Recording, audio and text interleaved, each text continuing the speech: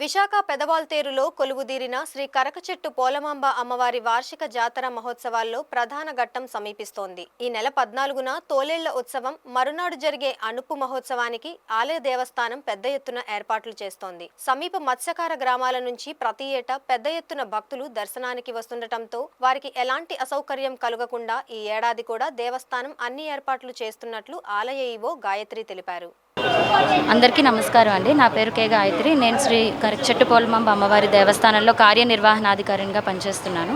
ఈ సంవత్సరం అమ్మవారి జాతర మహోత్సవాల సందర్భంగా మనం భక్తులకి ఎటువంటి అసౌకర్యం కలగకుండా అన్ని విధాలుగా క్యూ లైన్లు మరియు షామియానాలు ఏర్పాటు చేయడం జరిగింది. ఈ సంవత్సరం అమ్మవారి జాతర 4/4/2025 మొదలుకొని 6/5/2025 వరకు 32 రోజుల పాటు జరుగుతుంది.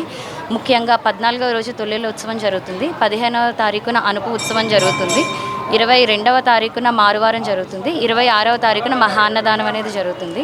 ముఖ్యంగా తొలేళ్ల ఉత్సవం రోజున రాత్రి 10 గంటల నుండి తొలి పూజ కార్యక్రమం అనేది మన దేవాలయంలో ఏర్పాటు చేయడం జరిగిందండి.